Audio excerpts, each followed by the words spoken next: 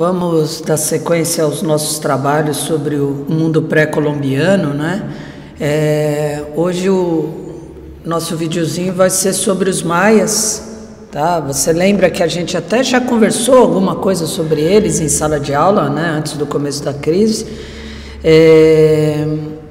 Mas é importante deixar uma coisa clara que eu já falei em sala de aula, uma coisa que tem que ficar bem evidente para vocês.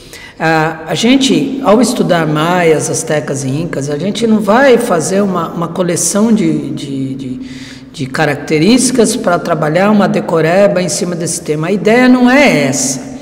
A ideia é, quando você for estudar cada um desses povos, você vai construir, na verdade, desconstruir a visão etnocêntrica dos europeus. Certo? Qual é a visão dos europeus na época dos descobrimentos?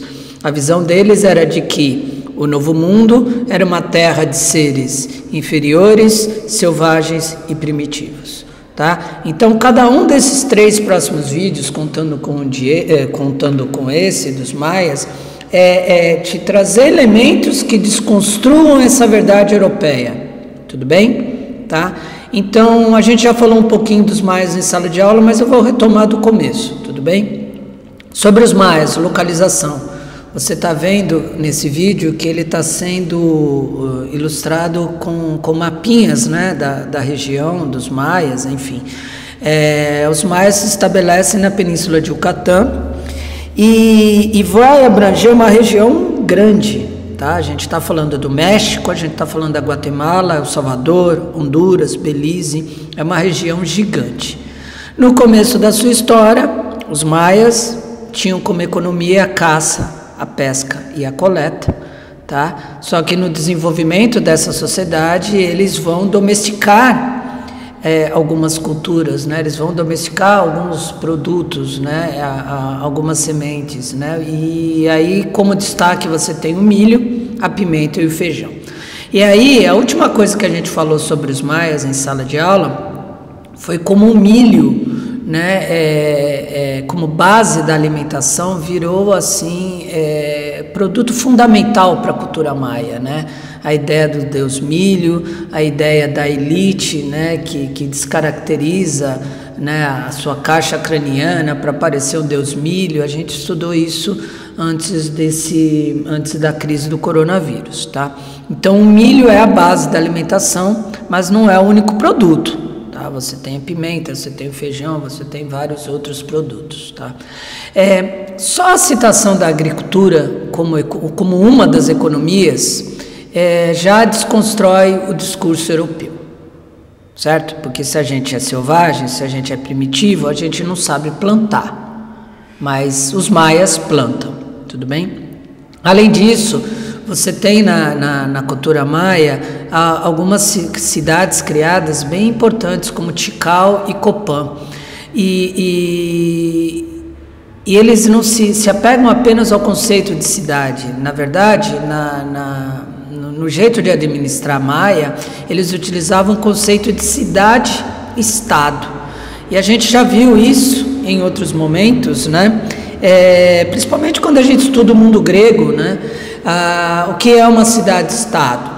Então, lá no mundo grego, você via Atenas e Esparta. O que são Atenas e Esparta? Eles são gregos, eles falam grego, eles olham, eles rezam para os mesmos deuses, mas Atenas se governa de um jeito e Esparta se governa de outro. Isso, então, é o conceito de cidade-estado. Então, se você reproduzir isso para o mundo maia, você vai ver que cada cidade-estado tem o seu soberano, tem o seu rei, tem a sua ideia, tá? Mas você tem semelhanças. Por exemplo, no mundo maia, a sociedade é hierarquizada. O que é isso? Você tem rico e você tem pobre. Quem são os ricos no mundo maia? São os governantes, sacerdotes, comerciantes. E onde eles vivem? Vivem em palácios, templos, né? No centro da cidade, nos centros cerimoniais, nos melhores lugares. Na outra parte da pirâmide, quem são os pobres? São os agricultores e os artesãos. E onde eles vivem? Em aldeias, longe dos centros. é muito legal você perceber, né, as permanências, né, que a gente tem na história, né? Quando eu falo de sociedade hierarquizada, quase sempre, na maioria das vezes, eu estou lançando esse cenário, né? Agora, de novo, se eu tenho uma sociedade hierarquizada, eu não estou falando do mundo de selvagens primitivos e inferiores. Eu estou falando de uma ordem, né? Eu estou falando de um conceito que você já me ouviu falar em sala de aula. Eu estou falando de sociedades complexas, né? Mas tem mais para falar.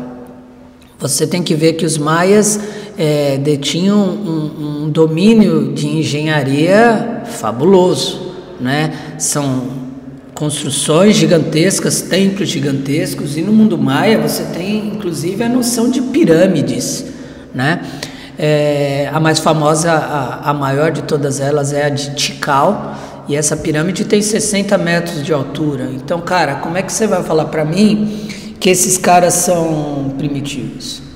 Tá? Então, é importante você ter em conta na sua cabeça que o Pro, ele está desconstruindo a visão etnocêntrica europeia de que aqui só havia índios, tá? Aliás, a palavra índio criada por esses caras que aqui invadiram, tudo bem? Tá? Já estou quase terminando essa aulinha sobre os maias. É interessante uma curiosidade, né, do final da história maia, porque eu não sei se você sabe, né, mas a gente já comentou isso também em alguns outros momentos. Os maias, eles não foram derrotados pelos europeus na era das grandes navegações, de jeito nenhum. Os maias, eles sumiram por volta do século IX depois de Cristo, portanto 6 séculos antes, né, da construção do conceito Novo Mundo, né? Por volta do século IX, os maias abandonaram suas cidades-estado. E aí vem a pergunta do Pro: por que eles fizeram isso? Qual foi a ideia, né? Não faltam teorias, tá? E é muito importante deixar isso claro. A gente não tem uma resposta final sobre por que a civilização maia, que era tão avançada para a época, tão sofisticada, sumiu, acabou. N fatores que a gente pode colocar. Crise ambiental? Pode ter sido, né? Vocês lembram que eles derrubaram, né? A floresta não sobrou lá para contar a história, né? Seca? Pode ser. Fome? Com certeza. Tsunamis? Guerras? Epidemias? ETs? Né? Você tem N teorias que são levantadas para o desaparecimento da civilização maia, né? A mais provável, de fato, é uma crise de fome mesmo, né?